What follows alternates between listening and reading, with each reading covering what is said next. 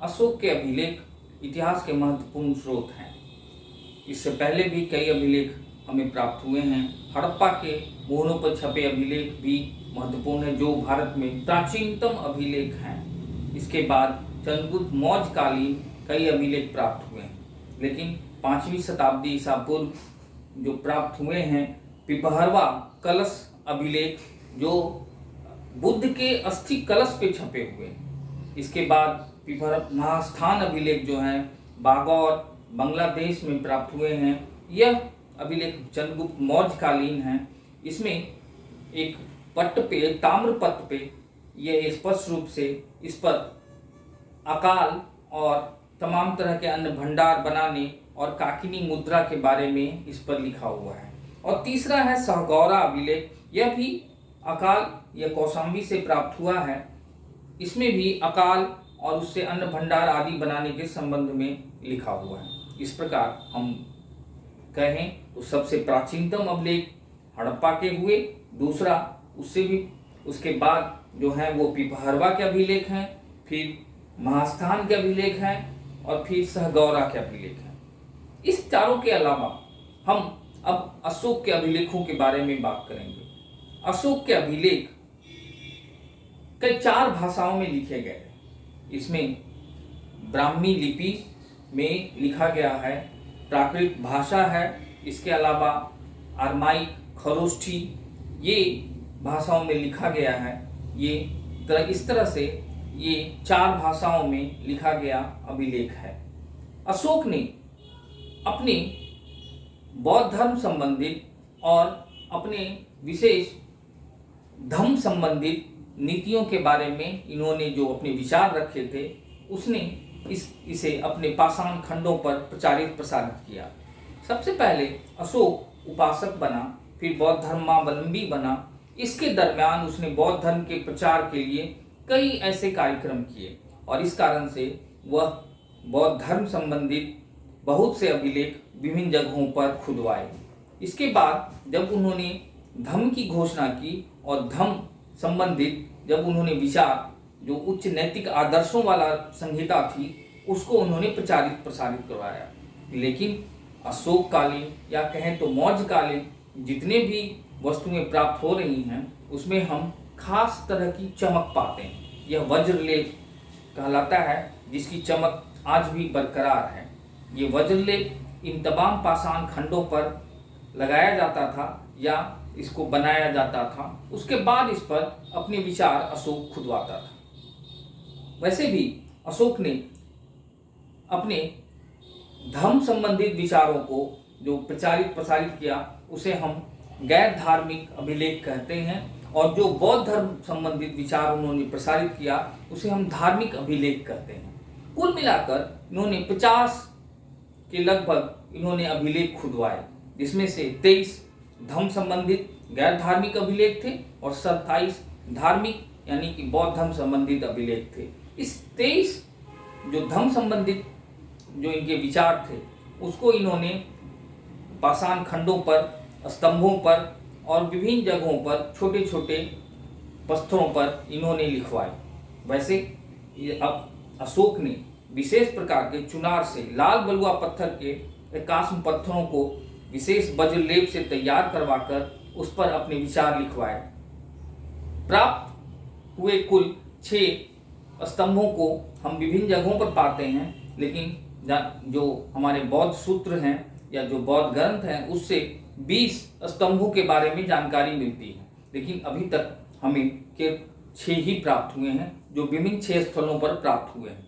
ये मूलतः व्यापारिक मार्गों पर लगाए जाते थे ताकि वहाँ के लोग गुजरें या वहाँ जो भी मिले उन लेखों को पढ़ें। ये ब्राह्मी लिपि में प्राकृत भाषा में लिखे होते थे, लेकिन जो दूरवर्ती इलाकों में होते थे वह स्थानीय भाषा, जैसे कंधार का अभिलेख खरोष्ठी लिपि में है और भी कई अरमाइक लिपि में है, कई ऐसी लिपियां का भी वो इस्तेमाल करते थे। लेकिन हम इन स्तंभों को जो एकास्म पत्थर के अभिलेख हैं वो मूलतः बिहार के 2 जगहों पर, लौरिया रेराज, लौरिया नंदनगढ़, ये 2 जगह पाए गए हैं। इसके अलावा रामपुरवा में भी पाए गए हैं जो आज नेपाल की तराई में है। और चौथा जो प्राप्त हुआ है वह इलाहाबाद प्रशस्ति है, जो पहले कौशाम्बी में पाया रहता था। वहाँ से उठाकर जहांगीर ने इलाहाबाद लाया और उसे इलाहाबाद प्रशस्ति कहते हैं। वैसे इसके अलावा दिल्ली टोपरा और दिल्ली मेरठ कुल मिलाकर 6 एकाश्म पत्थर वाले स्तंभ लेख हैं। इस पर सबों पर एक ही बात लिखी होती थी, सबों पर 6 ही बात लिखी हुई होती थी, जो बौद्ध धर्म नहीं धम्म संबंधित होते थे। ये गैर धार्मिक होते, गैर धार्मिकों में उच्च नैतिक आदर्शों की बात थी। लेकिन दिल्ली टोपरा एकमात्र ऐसा एकाश्म पत्थर स्तंभ है जिस पर 7वीं बात भी लिखी हुई है। बाकी सबों पर 6 ही बात लिखी हुई है, जो रिपीट किया हुआ है। इस तरह से एकाश्म पत्थर वाले जो हैं उस पर 6 बातें लिखी हुई हैं। इन 6 बातों में सबसे पहले जो पॉइंट्स होता था वह था कि धम्म क्या है, इसके बारे में लिखा होता था। फिर दूसरा पॉइंट होता था धम्म की परिभाषा क्या है। फिर तीसरा पॉइंट होता था कि पाप पुण्य क्या है। चौथा पॉइंट होता था कि उसमें बद्ध और अबद्ध पशुओं की क्या बात थी, उसके बारे में लिखा होता था। और जो 5वीं बात होती थी वह था कि रज्जु जैसे अधिकारी की नियुक्ति की बात थी। 6ठी बात होती थी कि उसमें वो किस तरह से कल्याण की बात करता था। और तीसरा वो विभिन्न दूसरे धर्मों के बारे में आपके जो सुलह कुल वाली जो बात थी उसकी 7वां पॉइंट होता था। लेकिन 7वां पॉइंट केवल दिल्ली टोपरा पर ही लिखा हुआ है और यही बात बार बार रिपीट किया हुआ है। इसके अलावा अशोक ने विभिन्न व्यापारिक मार्गों और महत्वपूर्ण स्थलों पर उसने बड़े बड़े विशाल पाषाण खंडों पर भी अपने धम्म संबंधित विचार लिखवाए।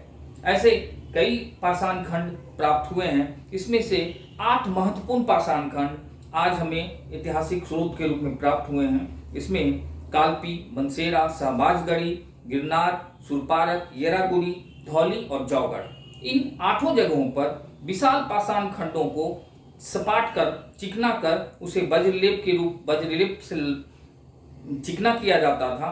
फिर उस पर 14 पॉइंट्स लिखे जाते थे। सबों पर 14 ही पॉइंट्स लिखे हुए हैं। सबों का रिपीटेशंस हैं।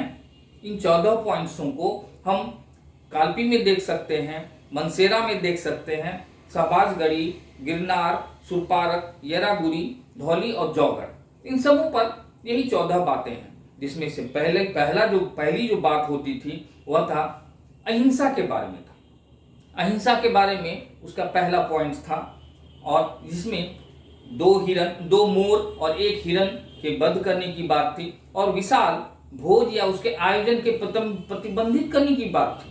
पहला पॉइंट्स में अहिंसा की बात थी। दूसरे पॉइंट्स में वह बताता है, अशोक बताते हैं कि वह किस तरह से पड़ोसी राज्यों तक इसकी पहुंच, धम्म की पहुंच हो चुकी थी, जिसमें चोर, चेल, पांडे, सत्यपुत्र, यहाँ तक कि अंत्योकस सीरिया का शासक तक इसकी पहुंच के बारे में दूसरे पॉइंट्स में है। तीसरे पॉइंट्स में अशोक इसमें धम्म महामात्र, रज्जु, उसके बाद प्रादेशिक जैसे अधिकारियों की नियुक्ति की बात करते हैं। चौथे पॉइंट में यह स्पष्ट रूप से लिखते हैं कि भेरी घोष की जगह धम्म घोष सबसे महत्वपूर्ण है। 5वां पॉइंट जो था वह था धम्म महामात्र की नियुक्ति के बारे में। 6ठा पॉइंट प्रतिवेदक किसी भी समय अशोक से मिल सकते हैं, इसकी बात लिखी हुई थी। 7वीं बात जो उन्होंने लिखी उसमें था कि निवास संबंधित बातें थी कि कोई भी व्यक्ति इस मौर्य साम्राज्य, विशाल साम्राज्य में कहीं भी निवास कर सकते हैं। और 8वीं बात जो थी वह यात्रा संबंधित थी। विहार यात्रा जो शिकार संबंधित थे, उसके बाद बौद्ध धर्म संबंधित यात्रा थी और तीसरा धम्म संबंधित यात्राओं के बारे में बात की गई है। 9वां पॉइंट इसमें अल्प व्यय की बात की गई है।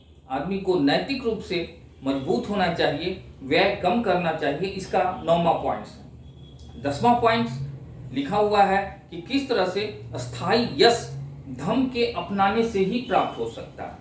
और 11वां पॉइंट जो उसमें है वह है नैतिक आचार व्यवहार के बारे में। और 12वां पॉइंट दूसरे धर्मों के बारे में आपके प्रति, उसके प्रति जो आपका सुलह की बात होगी, सम्मान की बात होगी, यह उसके 12वें पॉइंट्स में है।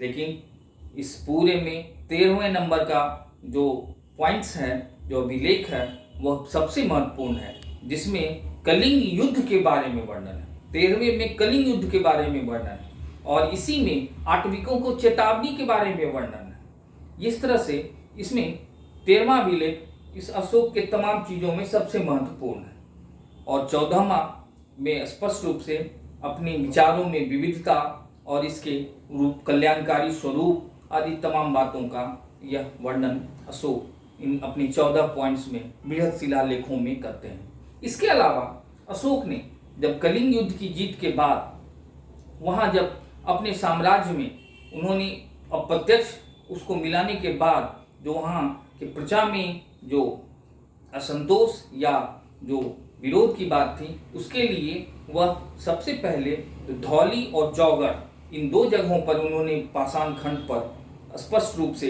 लिखवाए जिसे हम पृथक शिलालेख कहते हैं। धौली और जौगढ़, धौली में ही जो पृथक शिलालेख है इसमें अशोक अपने स्पष्ट रूप से आश्वस्त करने के लिए कलिंग के लोगों को लिखता है, सारी प्रजा मेरी संतान है। यही धौली पृथक शिलालेख में लिखा हुआ है जो धर्म संबंधित बातों हैं और इसी में इन्होंने आटविकों को चेतावनी और धम्म महामात्र की नियुक्ति के बारे में लिखा है। धौली के बाद दूसरा जो पृथक शिलालेख है वह है जौगढ़।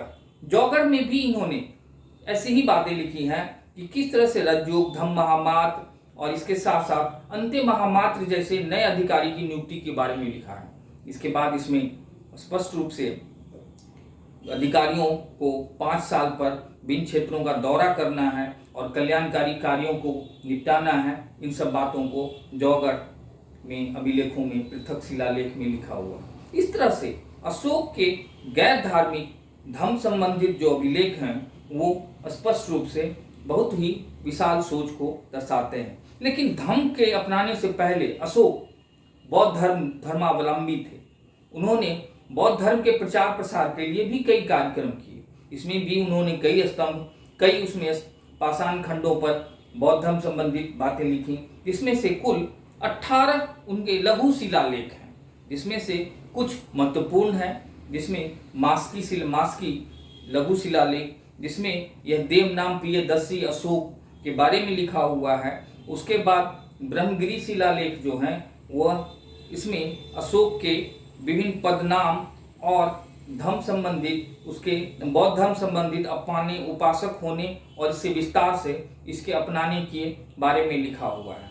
इसके बाद भबरू और बैराट अभिलेख जो हैं जिसमें तिथि नहीं है, यहाँ पर लिकर ने इसे लिखा, इस भबरू और बैराट अभिलेख को जो आज कलकत्ता के म्यूजियम में रखा हुआ है, उसमें इन्होंने पदनाम के साथ साथ इसमें बौद्ध धर्म के संबंधित त्रिरत्न में विश्वास की बात या भबरू या बैराट अभिलेख में। इस तरह से कई ऐसे लघु शिलालेख हैं जो विशाल रूप से फैले हुए हैं, लेकिन ये महत्वपूर्ण थे।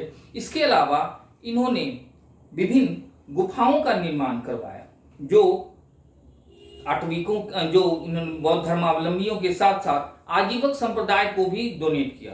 सातघर पहाड़ी या बराबर की पहाड़ी जो गया के पास है उसमें भी इन्होंने कई गुफा बनवाए और गुफाओं के बाहर इन्होंने कई अभिलेख भी लिखवाए जो मूलतः आजीवक संप्रदाय को दान के रूप में इन्होंने दिया। 3 यहाँ महत्वपूर्ण है जिसमें है कर्ण चौपर, सुदामा गुफा और विश्व झोपड़ी गुफा। इन तीनों को इन्होंने आजीवक संप्रदाय को बनवाकर दिया। लेकिन चौथा जो है पान गरोरिया जो भोपाल के पास है, यह बौद्ध धर्मावलंबियों को इन्होंने वर्षा के काल में जो निवास स्थान के लिए जो गुफा बनाए उनको उन्होंने पान गरोरिया में दिया। इसके अलावा इन्होंने कई संघ भेद लेख भी लिखवाए। सांची, सारनाथ और कौशाम्बी में इनके जो संघ भेद लेख हैं इसमें अशोक ने स्पष्ट रूप से इस पाषाण खंड पर इसने लिखवाया कि जो संघ के विरोधी तत्व होंगे उन्हें सर मुड़वाकर सफेद वस्त्र पहनाकर किस तरह से बाहर कर देना है, इसकी बात लिखी है। इसके बाद अशोक ने बौद्ध संबंधित जो संबोधि यात्रा की, इन्होंने विभिन्न बौद्ध धर्म से संबंधित जुड़े हुए विभिन्न जगहों स्थलों का इन्होंने जो यात्रा किया उसके बारे में भी लिखा हुआ है। इसमें सबसे महत्वपूर्ण है ये लुम्बिनी वन जो जहाँ बुद्ध का जन्म हुआ था वहाँ इनका जाना, और यहाँ इन्होंने जो एक अभिलेख लिखवाया कि बुद्ध यहीं जन्म लिए थे जो स्पष्ट रूप से पाषाण खंड में आज भी प्राप्त होते हैं। उसके बाद निगली सागर भी इन्होंने नीली सागर के दौरे पर भी गए, जो बौद्ध धर्म संबंधित एक मुनि की बात थी, उसको इन्होंने वहाँ एक कोनक स्तूप था उसकी मरम्मत की बात थी, उन्होंने इसके बारे में की। लेकिन जब इन्होंने लुम्बिनी वन जहाँ जाते हैं, वहाँ जो इन्होंने कई तरह के वहाँ के लोगों को रियायतें दी, धार्मिक कर, उद्वलिक नाम का एक धार्मिक कर था, उनको इन्होंने माफ़ किया, 1/8 कर था उसको इन्होंने माफ़ किया, और वहाँ के जन कल्याण संबंधित कई कामों को इन्होंने पूरा करवाया। इस तरह से हम देखते हैं कि अशोक और उसके अभिलेख आज महत्वपूर्ण रूप से फैले हैं। इसके बारे में आप इसको बार बार सुनने के बाद आप समझ पाइएगा कि इसमें कौन कौन से महत्वपूर्ण तथ्य हैं। इसको आप रोक कर इसको नोट कीजिए, तब जाके आपका एक अच्छा नोट्स बनेगा। इससे कई सवाल पूछे जा सकते हैं और इसको व्यापक रूप से समय देकर पढ़ने पर आपको आसानी से इसके सवाल समझ में आ जाएंगे, और जहाँ दिक्कत होगी आप सीधे इसके द्वारा या व्हाट्सएप के द्वारा हमें संपर्क करके विभिन्न तरह के सवालों को पूछ सकते हैं। बाकी आपको एक बार में तो नहीं, लेकिन बार बार देखने और रोक कर उसको नोट डाउन करने के बाद आपका एक अच्छा नोट्स बनेगा। क्योंकि compete करने के लिए फुल प्रूफ पढ़ाई की जरूरत है, क्योंकि आप चुन कर नहीं सफल हो सकते हैं, चुनिंदा चीज़ों को पढ़कर सफल नहीं हो सकते हैं। किसी भी टॉपिक के व्यापक अध्ययन के बाद ही आप सवालों का जवाब दे सकते हैं। इसलिए ऐसे अशोक के अभिलेखों संबंधित सवाल पूछे जाते हैं, और बिहार में होने वाले तमाम एग्जाम्स में बौद्ध धर्म और अशोक सबसे महत्वपूर्ण है, और अशोक के अभिलेख महत्वपूर्ण है। इसमें से जो अक्सर पूछे जाते हैं वो अशोक के बृहद शिलालेखों में जो अभिलेखों के नंबर्स हैं वह बहुत बार पूछे जाते हैं। जैसे अशोक के किस अभिलेख में कलिंग युद्ध का वर्णन है, तो इसमें 13वां अभिलेख जो है वह महत्वपूर्ण है। किसमें उसने प्रतिवेदक को आने की छूट के बारे में है। ऐसे कई सवाल हो सकते हैं जो आपको बार बार देखकर, समझकर और समय देकर पढ़ना होगा। कारण ये कि अब नौकरी खत्म हो रहे हैं और आपको फुल प्रूफ और व्यापक तैयारियों के साथ ही आपको एग्जाम्स में जाना होगा। बाकी आपको अगली क्लास में आपको कुछ नई चीज़ें बताई जाएंगी। तब तक आप इसे देखिए, और जो भी आपके समझ में आए उससे आप सवाल पैदा हो तो आप हमसे सीधे पूछ सकते हैं।